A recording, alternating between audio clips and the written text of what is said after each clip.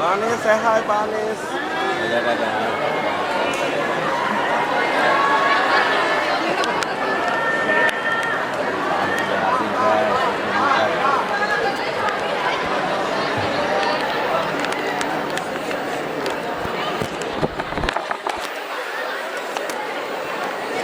Pak Anies sudah datang ya teman-teman, sudah duduk di kursi depan sambil menunggu acara dimulai.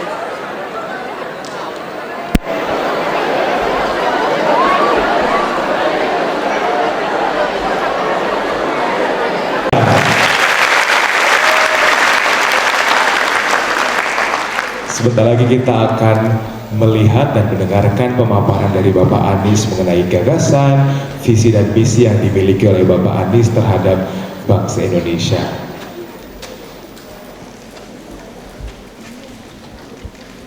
Selamat pagi Bapak.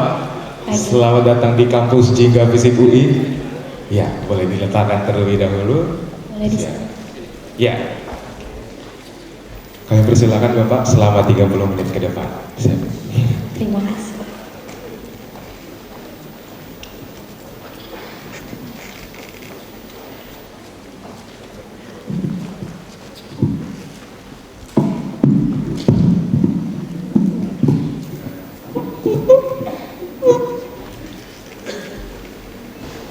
Terima kasih.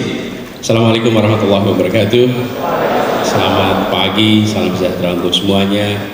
Yang saya hormati Dekan Visip UI, Bapak Profesor Semiarto Aji Purwanto. Yang saya hormati seluruh jajaran guru besar dan Dewan Pengajar, para dosen di Visip, khususnya Ketua Panitia Pak Sofwan. Dan yang saya banggakan, Ketua BEM Visip UI, seluruh pengurus BEM, Ketua DPM dan seluruh pengurusnya, dan para mahasiswa baru yang hadir bersama di sini. Selamat pagi.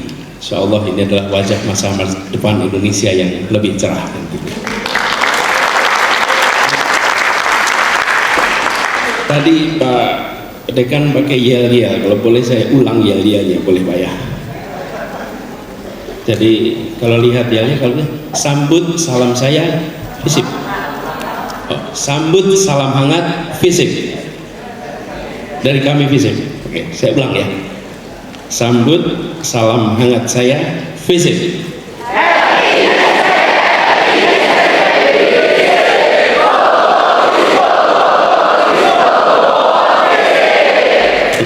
Luar biasa. Pak, ini salah satu yel paling panjang yang saya pernah lihat.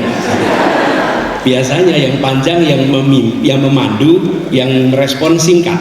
Biasanya. Kalau ini yang memandu singkat, yang merespon panjang. Artinya kapasitasnya baik sekali. Kira-kira. Terima kasih. Bapak sekalian, saya ingin sampaikan terima kasih atas undangan untuk berbagi pikiran, berbagi rencana, dan berbagi aspirasi dalam kesempatan pagi hari ini. Jadi tantangan yang kita hadapi adalah cukup besar. Kalau kita perhatikan Indonesia kita ini luar biasa peluangnya, tapi juga luar biasa tantangannya. Jadi dalam kesempatan ini kami mendapatkan waktu 30 menit, jadi saya akan memaparkan secara singkat barangkali awal dari ide-ide yang kami garap selama beberapa waktu terakhir ini.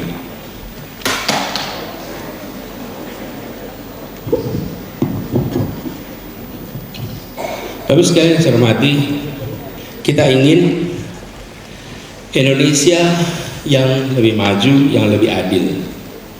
Dan itu adalah usaha yang terus-menerus, bukan usaha yang bisa selesai 1 tahun, 2 tahun, 5 tahun, 10 tahun. Ini adalah terus menerus. Jadi ketika kita mengatakan bahwa kita ingin perbaikan, maka itu proses yang berjalannya terus menerus. Nah, tantangan kita adalah menurut kami nomor 1 bagi kita semua, mindset kita. Mindset kita harus menempatkan Indonesia sebagai salah satu pemain global.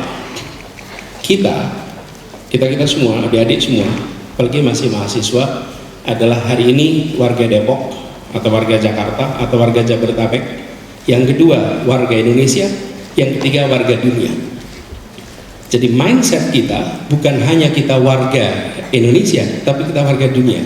Dan dunianya bukan dunia yang ini kira-kira. Kalau dunia yang ini itu mindsetnya kita seakan-akan berada di sudut paling ujung. Kita ingin tempatkan Indonesia di sentral. Indonesia berada di tengah. Indonesia ini tempat yang sangat strategis, yang kita bisa mengambil peran luar biasa. 80% dari kebutuhan energi di Asia, kalau boleh punya laser pointer yang lebih terang, 80% dari kebutuhan energi kita, 80% dari energi di Asia Timur itu ada di dalam pengaruh posisi kita, posisi strategis, karena kita dilewati salah satu dari choke point dunia. Choke point dunia itu selat-selat yang strategis, sehingga kita memiliki dampak. Apapun yang terjadi di Republik ini itu berdampak. Ketika Republik ini stabil, maka kondisi ekonomi Asia Timur juga relatif stabil. Tapi bila di Indonesia tidak stabil, Asia Tenggara tidak stabil, maka kita akan menyaksikan efeknya ke dunia. Ini poros maritim juga, dan kalau kita bicara tentang jumlahnya, lebih dari 50.000 kapal besar melintasi Selat Malaka setiap tahun, dan kompetisi global memperhitungkan sekali Asia Tenggara. Indonesia, generasi barunya ke depan harus memandang kita sebagai pemain global, karena itu PR dalam negeri juga harus diselesaikan. Tidak mungkin kita bisa memainkan peran di dunia internasional kalau PR dalam negeri itu tidak terselesaikan. Dan kita ingin Indonesia hadir di dunia. Hadirnya bukan karena berita-beritanya, tapi hadirnya itu karena rumah tangga di dunia merasakan kehadiran Indonesia. Menjadi berita di dunia itu baik, tapi hadir di keluarga-keluarga itu lebih baik lagi. Kita merasakan bukan Korea hadir di keluarga-keluarga kita di seluruh Indonesia, dunia merasakan. Itu yang kami maksud, kenapa kita perlu mempromosikan ke depan bukan hanya produk Indonesia. Yang harus kita promosikan adalah brand of Indonesia, merek-merek Indonesia. Karena merek-merek Indonesia itu artinya gagasan dari kita, ide dari kita, penetrasi dunia, dan kita punya potensi yang luar biasa di situ. Jadi kami memandang ke depan Indonesia maju, kancah percaturannya bukan hanya di dalam konteks domestik, tapi pandang dalam konteks global. Buat adik-adik yang sedang kuliah, kalau saya boleh usul yang lagi kuliah, pasang peta dunia di tempat Anda tinggal, di kamar Anda, di kos-kosan Anda, pasang itu peta dunia, sekedar Anda lihat aja, dan Anda mungkin akan menyaksikan di situ. Rupanya jarak Aceh dengan India itu bisa jadi lebih dekat ya daripada Aceh ke Makassar. Scope yang Anda perhatikan itu global. Sebaliknya, saya sering anjurkan kalau ada mahasiswa Indonesia kuliah di dunia internasional, saya minta di kamar kosnya, di apartemennya, pasang peta Indonesia. Biar tiap hari Anda lihat tanah air Anda, bahwa suatu saat Anda akan dipanggil pulang untuk mengabdi dan memajukan Republik ini. Yang di sini lihat global, yang berada di global lihat domestik. Tapi apa pesannya? Pesannya kita harus hebat di dalam negeri untuk bisa kita menjadi warga dunia yang mempengaruhi.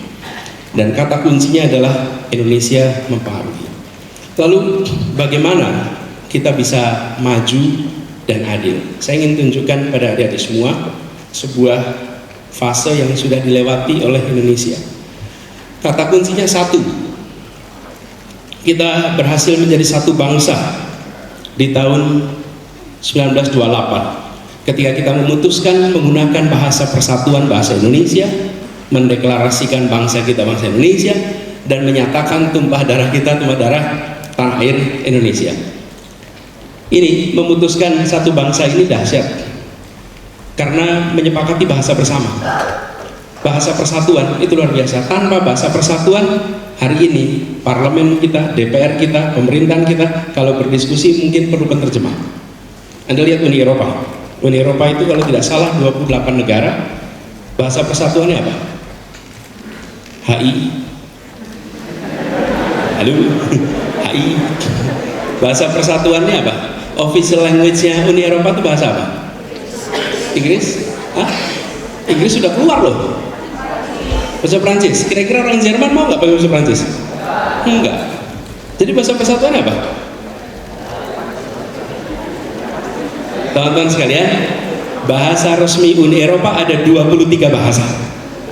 Oke? Dan setiap kali parlemen Eropa berkumpul, mereka semua pasang headset di kepalanya masing-masing. Oke? Mereka tidak bisa menyepakati satu bahasa. Itu artinya apa? Mereka tidak akan mungkin punya kekuatan militer yang hebat, karena tidak mungkin komandan dan pasukan pakai penerjemah untuk operasinya. Betul ya?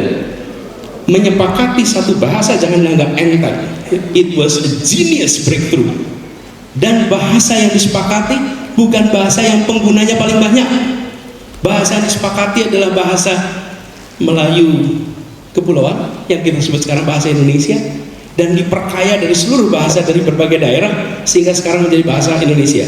Sekedar catatan, Pasar Senen di Jakarta pada tahun 30-an adalah tempat kursus bahasa Indonesia bagi siapapun yang ingin menjadi orang Indonesia. Karena jadi Indonesia ditandai dengan kemampuan berbicara dalam bahasa Indonesia. Dan uniknya, tetap Sunda, tetap Batak, tetap Manado, tetap Timor, walaupun menjadi Indonesia. Ini jenius sekali menjadi satu bangsa ini. Saya rasa tidak ditemukan bangsa lain yang memiliki kemampuan membentuk ikatan seperti bangsa Indonesia, kecuali bangsa yang ada di tanah air. Jadi ketika tadi Pak Dekan, Pak Ketua Pertanian menyatakan ini kuliah kebangsaan, setuju sekali. Bahkan kalau saya boleh usul, Indonesia ini bukan percampuran, tapi persenyawaan. Apa bedanya percampuran persenyawaan? Persenyawaan itu adalah bersatunya dua unsur yang kemudian atau dua atau lebih unsur membentuk unsur baru. Ini adalah air. Air ini adalah hasil persenyawaan antara apa? Hidrogen dan oksigen. Bukan percampuran. Bedanya kalau percampuran dia tidak membentuk unsur baru. Kalau persenyawaan, unsur yang terbentuk ada unsur baru yang berbeda dengan unsur pembentuknya. Itu persenyawaan. Apa yang menarik? Dalam air ada hidrogen, dalam air ada oksigen, tapi air bukan hidrogen dan air kan oksigen. Air adalah entitas baru yang terbentuk. Terlihat tidak Indonesia seperti persenyawaan? Indonesia adalah persenyawaan antara Batak, Sunda, Jawa, Madura, Maluku, Ambon, dan lain-lain, tapi membentuk entitas baru bernama Indonesia. Di dalamnya ada unsur pembentuknya, dan unsur pembentuknya tidak hilang identitasnya, tetap hidup. Itulah sebabnya saya membayangkan Indonesia ini sebagai sebuah persenyawaan, dan sudah jadi. Makanya ketika kita sudah jadi persenyawaan, jangan menonjolkan hidrogennya dalam menonjolkan oksigennya, karena itu menegasikan persenyawaan yang sudah dihasilkan. Yang harus ditonjolkan adalah persenyawaan yang dihasilkan, yaitu Indonesia yang setara, yang memberikan kesempatan yang sama kepada semua. Jadi ini satu yang pertama. Satu yang kedua adalah kita menjadi satu negara. Ini satu yang kedua. Punya bangsa, punya bahasa, tapi belum punya negara. Dan ini salah satu yang unik dibandingkan negeri-negeri lain. Biasanya terbentuk negara dulu, baru terbentuk bahasa resmi. Ini tidak.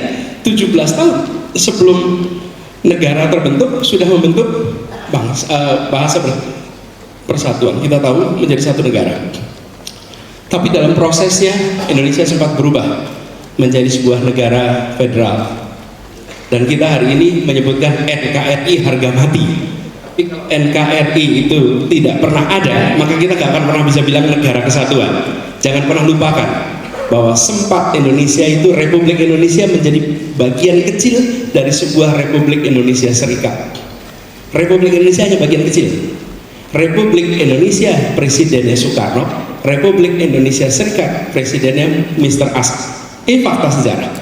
Kemudian kita menjadi negara kesatuan lewat yang disebut sebagai mosi integral tahun 50 bulan April, lalu 17 Agustus 1950 diresmikan menjadi resmi, seakan-akan itu proklamasi yang kedua.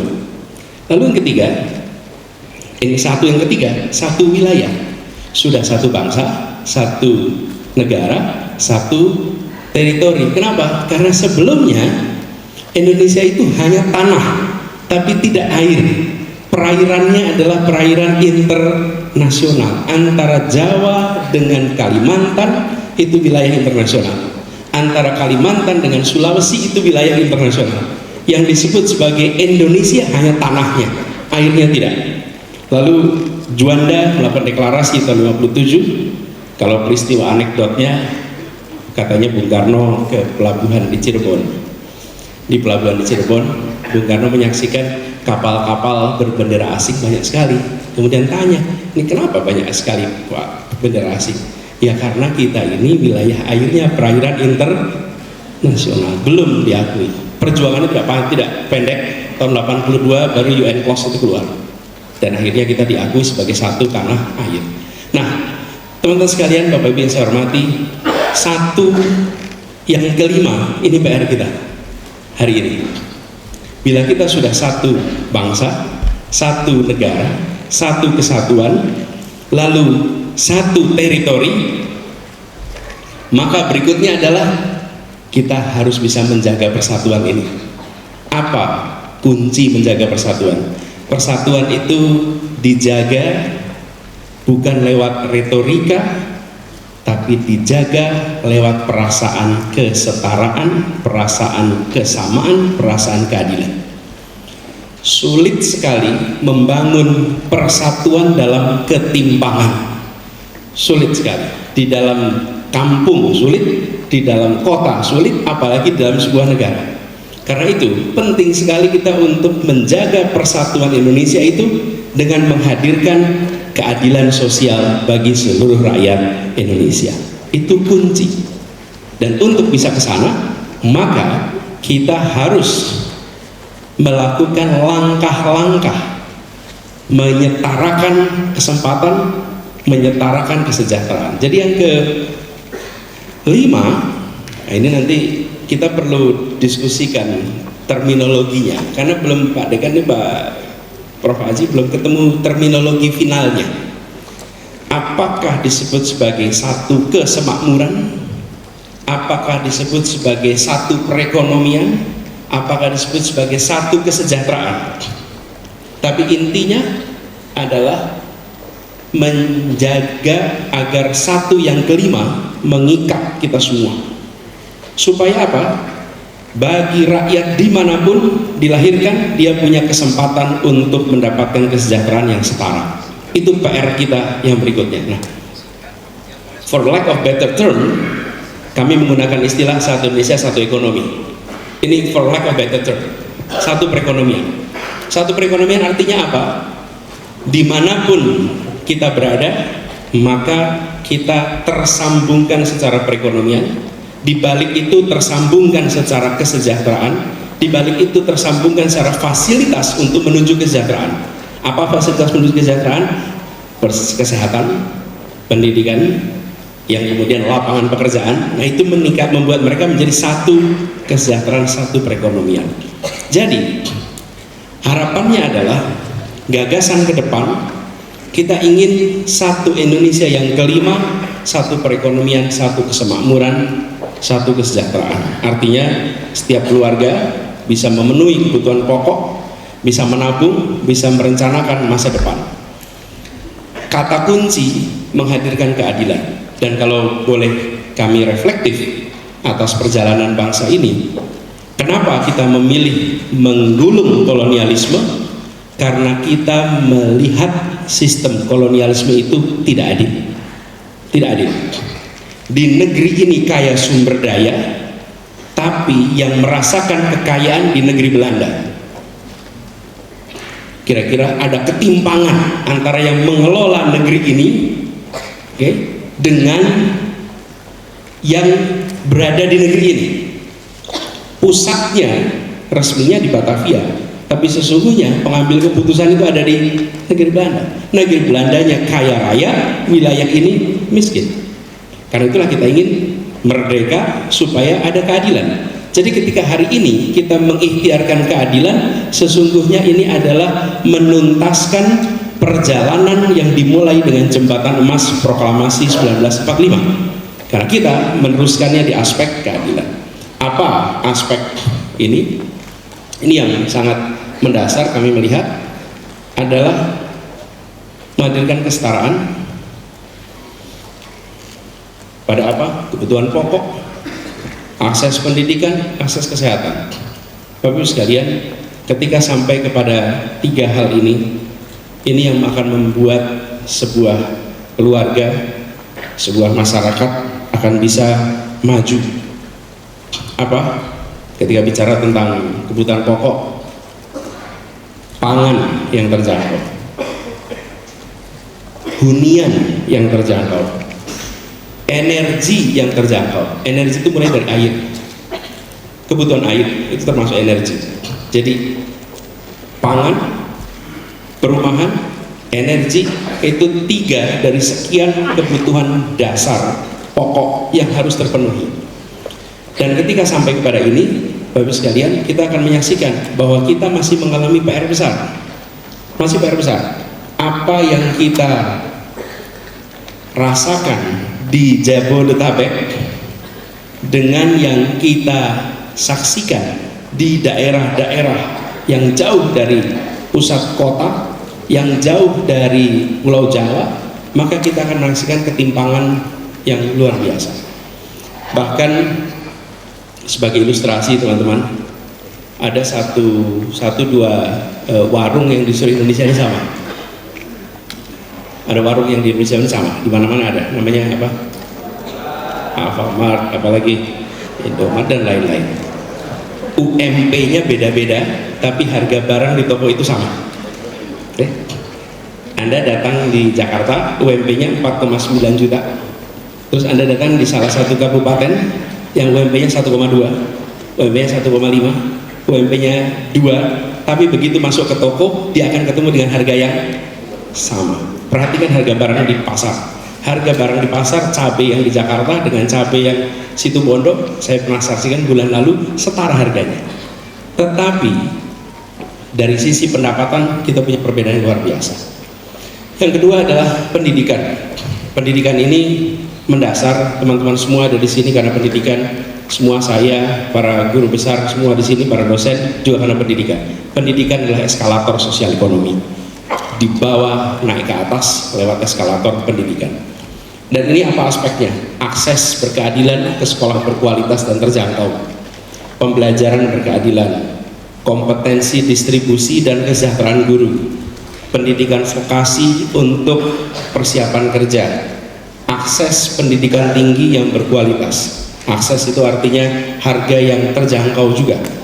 Dan ketika sampai aspek kesehatan, maka bukan hanya soal BPJS, tapi soal memastikan bahwa dari ibu hamil ada intervensi negara untuk memastikan bayi yang dikandungnya sehat sampai di usia masuk sekolah, dan sampai usia sekolah itu mendapatkan perhatian promotif untuk menjaga kesehatan mereka.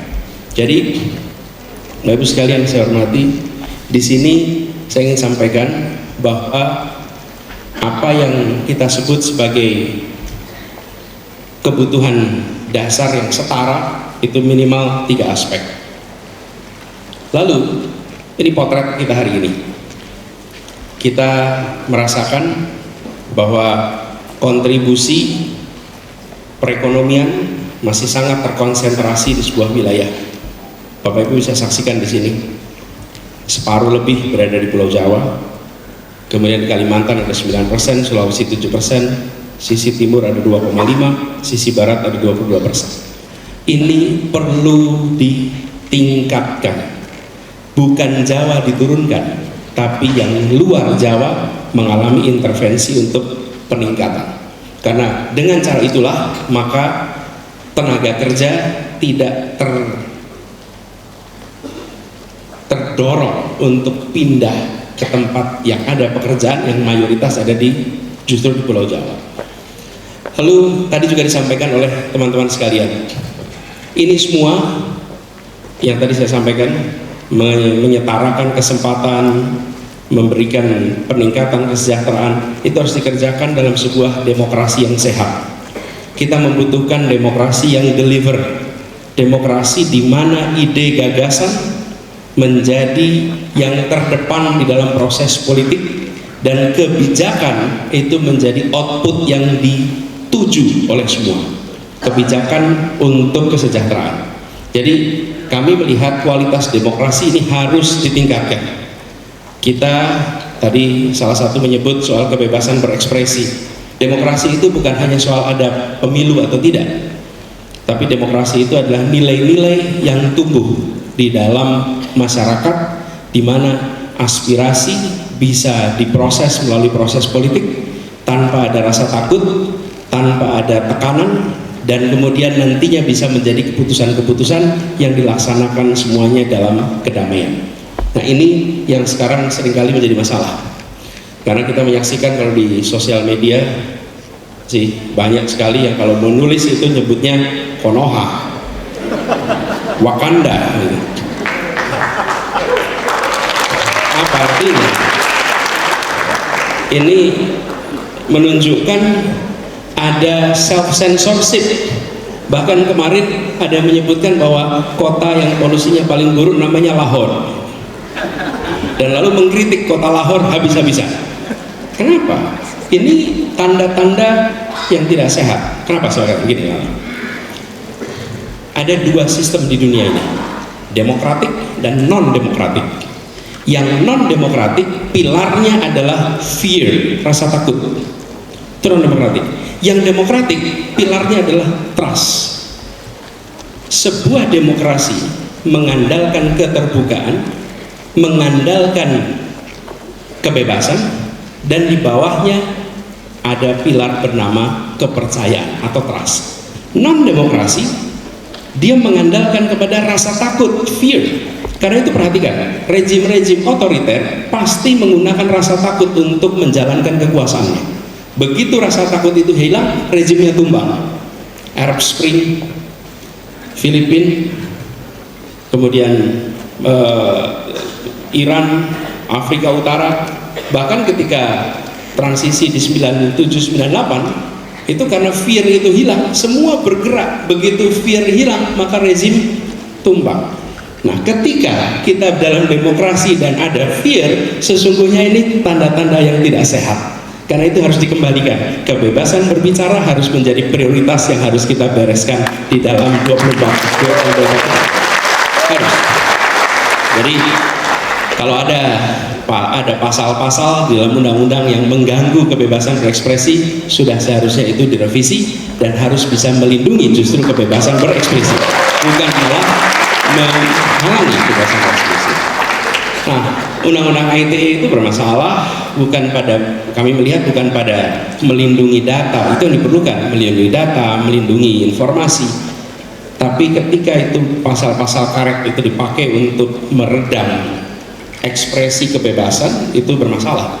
Kasihan lapor bengkel bermasalah aja bisa disebut pencemaran nama baik, padahal pelayanan bengkel, bukan pelayanan pemerintah ya, pelayanan bengkel aja, bahkan pelayanan rumah sakit begitu. Lalu terus sekalian, ini semua kemajuan itu harus dengan satu tadi, membangun demokrasi yang sehat. Dan dalam demokrasi yang sehat ini ada unsur tadi yang disebutkan good governance. Salah satu unsur penting dalam good governance adalah bagaimana korupsi bisa dihilangkan, pemberantasan korupsi dituntaskan, dan itu mulai dari mana komitmennya harus tinggi dari paling puncak sampai ke bawah. Korupsi minimal 3, korupsi karena kebutuhan, korupsi karena keserakahan, dan korupsi karena sistem. Korupsi karena kebutuhan, biasanya gajinya cukup hidup 15 hari, 15 hari berikutnya tidak cukup. Ini harus cari solusi. Sampai kapanpun akan muncul di korupsi karena kebutuhan. Kenapa? Karena gajinya hanya cukup untuk hidup 15 hari. Terus 15 hari berikutnya apa? Ini solusi. Sistem remunerasi yang diperbaiki. Yang kedua, keserakahan. Keserakahan ini tidak ada batasnya, infinite. Namanya juga greed. Jadi kalau pertama itu need, yang kedua greed, itu nggak ada batasnya. Di mana kita mencegah greed ini untuk tumbuh? Rasa takut menghentikan keserakahan. Ketika ada hukuman yang menjerakan, maka hukuman menjerakan itu akan bisa meredam greed dan itu menjadi rasa takut. Tapi kalau hukuman tidak menjerakan, maka keserakahan akan mencari jalannya. Apa hukuman paling menjerakan dalam praktek korupsi? Dimiskinkan, diambil hartanya, disita hartanya, karena itu yang paling ditakuti oleh semua koruptor. Itu yang paling ditakuti semua koruptor. Yang paling ditakuti itu kehilangan hartanya. Pemiskinan ini harus, dan ini kasus-kasus di mana terjebak karena sistem aturan yang ada. Ini koreksinya pada sistem. Jadi membereskan soal korupsi, kami melihat ada 3 akar yang harus dibereskan di situ. Tidak hanya soal penangkapan, tidak hanya soal kalimat pencegahan, tapi akar masalahnya, need, greed, sama sistem. Kalau itu kita tangani, insya Allah bisa. Yang berikutnya teman-teman, adalah kita ingin membangun Indonesia di masa depan yang berkelanjutan. Kita tidak ingin perekonomian maju, tapi ekologinya rusak. Ekonomi dan ekologi akar katanya sama, oikos nomos, oikos logos, sama-sama oikos. Oke, ini harus bertahan sejalan. Dan kalau bertahan sejalan artinya semua kebijakan yang dibuat harus memasukkan unsur sustainability di dalam formulasinya, di dalam eksekusinya. Karena itu masalah lingkungan hidup itu menjadi sangat penting. Jadi kita punya situasi yang unik karena kita berhadapan dengan, kalau istilah kami, climate crisis, bukan climate change. Kalau climate change itu belum jadi krisis, yang sedang kita hadapi sekarang adalah climate crisis. Dan climate crisis ini situasi yang mengancam. Kalau kita lihat dengan global warming, maka begitu banyak wilayah-wilayah Indonesia yang terancam akan turun karena turun secara relatif karena permukaan air laut yang meningkat. Ini kawasan-kawasannya itu yang potensi terancam. Ini adalah report yang dibuat dari penelitian Dr. Heri Andreas, geodesi ITB, tentang kota kabupaten yang secara relatif mengalami penurunan dibandingkan tingginya permukaan air laut. Nah, kemudian aspek yang tidak kalah penting, pengembangan budaya. Teman-teman sekalian, tadi kita sama-sama ingat Indonesia terdiri dari ratusan suku bangsa, ratusan bahasa. Kita memiliki kekayaan budaya yang dahsyat, kekayaan seni yang luar biasa.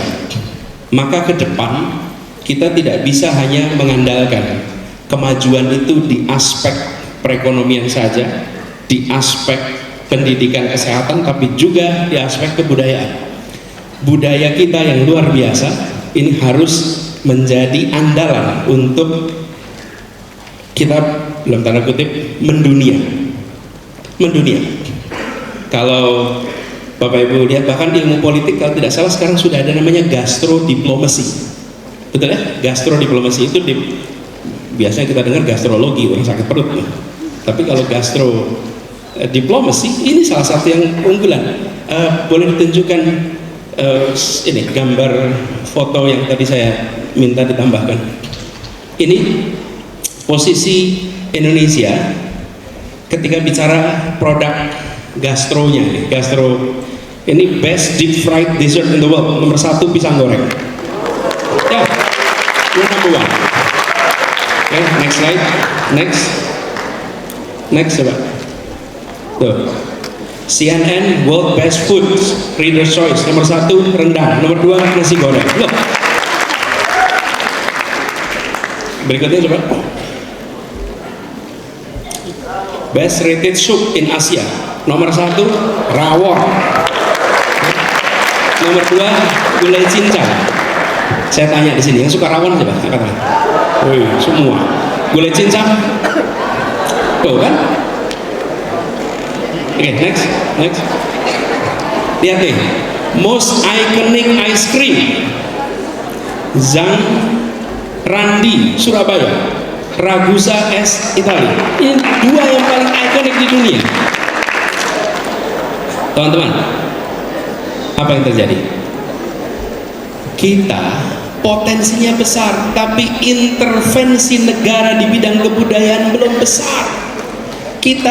Saya merasakan nih ketika ngurusin kebudayaan. Saya waktu itu Mendikbud, saya merasakan ketika di DKI kita udah dikembalikan ke slide awal.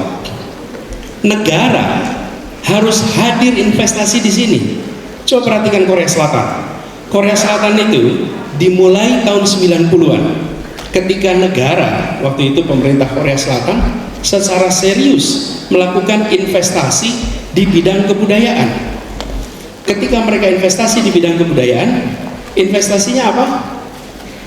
Ada kebijakan, policy-policy yang sifatnya menumbuhkan kebudayaan.